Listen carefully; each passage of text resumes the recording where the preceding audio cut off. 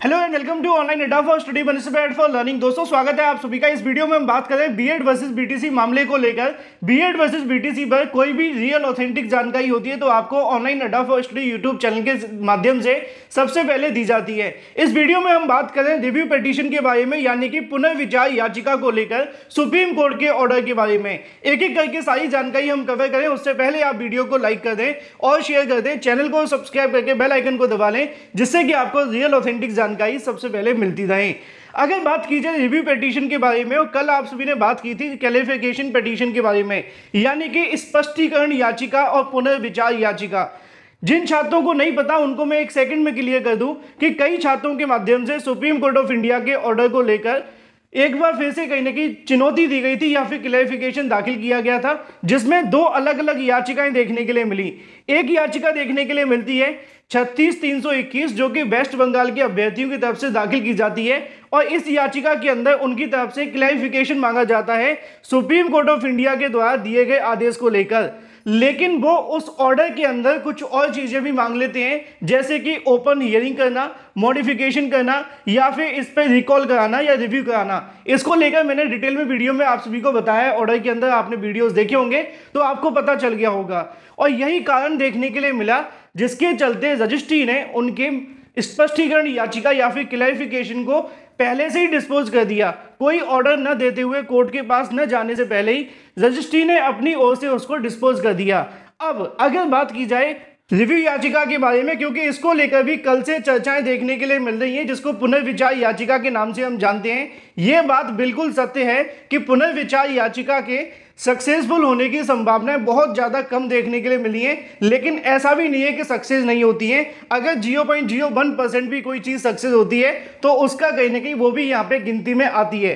अब रिव्यू याचिका की जब बात की जाती है तो कई बार सेंट्रल गवर्नमेंट के अटॉर्नी जनरल ने जाकर इस मुद्दे पर बहस की है, और कई बार रिव्यू याचिका में सरकार के पक्ष में फैसले आए हैं। लेकिन बीएड वर्सेस बीटीसी मामले पे क्या मुद्दा है वो आपको समझना है। बीएड वर्सेस बीटीसी मामले पे जो रिव्यू पिटीशन दाखिल की गई थी वो सिर्फ यहाँ पे बीएड करने वाले अभ्यर्थियों की तरफ से की गई थी, ना तो एनसीटी साथ में देखने के लिए मिली, और ना ही अगर बात की जाए केंद्र सरकार एमएचआरडी, जिसका नंबर आप सभी को यहाँ पे भी देखने के लिए मिल जाएगा। देवेश शर्मा बनाम यूनियन ऑफ इंडिया को लेकर यहाँ से रिव्यू पिटीशन दाखिल की जाती है 38,315/2023, जिसको आप सभी जाकर देखेंगे नीचे तो आपको यहाँ पे देखने के लिए मिल जाएगा रिव्यू पिटीशन, यानी कि पुनर्विचार याचिका, समीक्षा याचिका भी आप इसको कह सकते हैं। और इसको लेकर सोशल मीडिया पे बहुत ज्यादा अफवाहों का दौर जारी है कि रिव्यू पिटीशन को भी यहाँ पे खारिज कर दिया गया है। इसके बारे में मुद्दा क्या है, थोड़ा सा जब आप क्लैरिफिकेशन को पढ़ोगे तो समझ जाओगे। और क्लैरिफिकेशन के बारे में मैंने आप सभी को कल भी बताया था, फिर से रिपीट कर दूं कि ये जो ऑर्डर देखने के लिए मिला ये सुप्रीम कोर्ट ऑफ इंडिया का ऑर्डर नहीं है।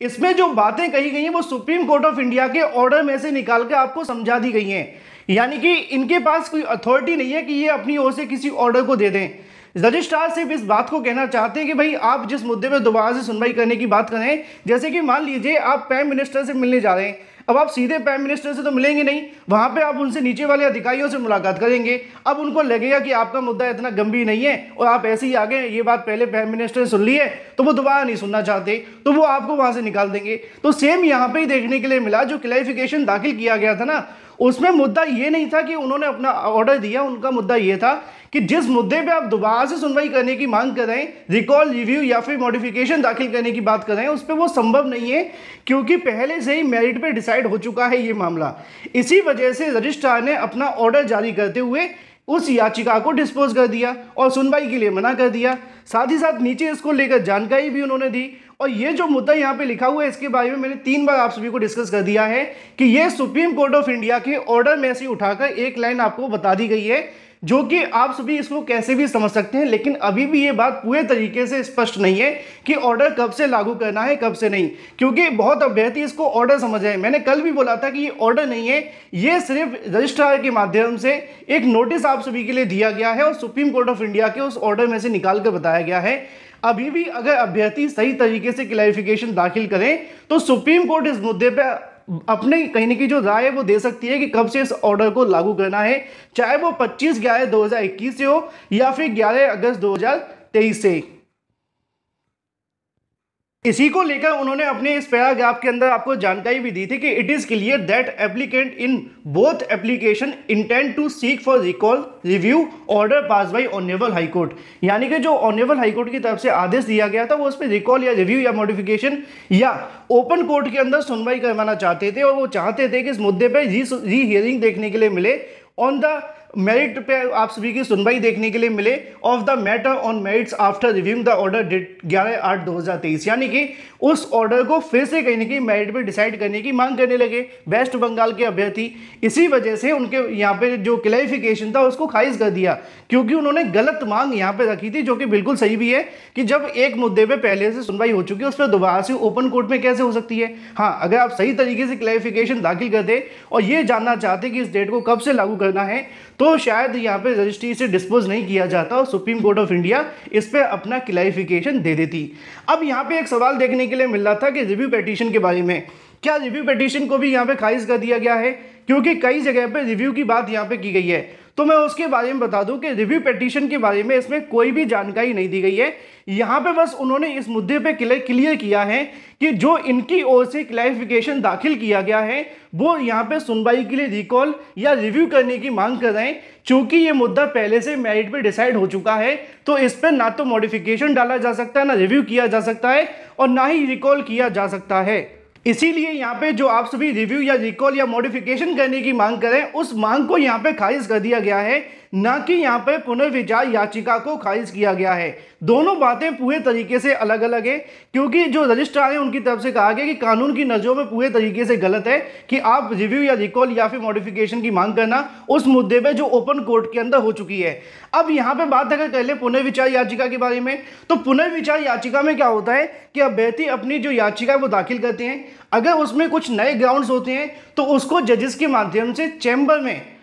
देखा जाता है, पढ़ा जाता है और उसके बाद में वो अध्ययन करते हैं कि क्या इसमें कोई नए ग्राउंड्स हैं जिन पर सुनवाई होनी चाहिए। अगर उनको लगता है कि सुनवाई होनी चाहिए तो निश्चित तौर पे कोर्ट की तरफ से ओपन कोर्ट में सुनवाई होती है।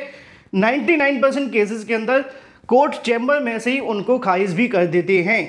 तो जो यहाँ पे रजिस्ट्री के माध्यम से ऑर्डर दिया गया है और जो सुप्रीम कोर्ट के अंदर पुनर्विचार याचिका दाखिल की गई वो दोनों अलग अलग हैं। उसमें जो रिव्यू की बात की जा रही है वो पूरे तरीके से अलग है और जो पुनर्विचार याचिका में रिव्यू की बात की गई है वो दोनों अलग हैं। हालांकि दोनों के अंदर अगर ओपन कोर्ट की मांग की जाएगी तो दोनों ही याचिका खारिज हो जाएंगी, क्योंकि रिव्यू पिटीशन के अंदर तो जजेस के माध्यम से चैम्बर में बैठकर ही डिसीजन लिया जाता है कि उस पर सुनवाई करनी है या नहीं करनी, और उसके बाद वो अपना डिसीजन रजिस्ट्रार को दे देते हैं और उसके आधार पर उसको या तो खारिज करते हैं या फिर सुनवाई के लिए लिस्टेड कर दिया जाता है। तो चीज़ें पूरे तरीके से स्पष्ट है कि जो क्लैरिफिकेशन खारिज किया गया है, डिसमिस किया गया है, डिस्पोज किया गया है वो रजिस्ट्रार की तरफ से हुआ है, लेकिन जो रिव्यू याचिका यानी कि जो पुनर्विचार याचिका डाली गई है अभी उस पर किसी प्रकार का कोई आदेश नहीं है। उसमें जो रिव्यू की बात की गई है वो उस मुद्दे पर दोबारा से रिव्यू करने से संबंधित है जो कि ओपन कोर्ट के अंदर की जाने की मांग की गई थी, जिसको रजिस्ट्रार ने खारिज करते हुए डिस्पोज कर दिया। उम्मीद है कि आप सभी के सभी सवालों के जवाब मिल गए होंगे। अभी जो रिव्यू पिटीशन दाखिल की गई है उस पर सुनवाई होना बाकी है। सुनवाई नहीं कह सकते, बस जजेस के माध्यम से अध्ययन करना बाकी है। अगर उनको लगता है कि कुछ नए ग्राउंड्स हैं तो वो सुनवाई करेंगे, अदरवाइज नहीं। Thank you for watching this video.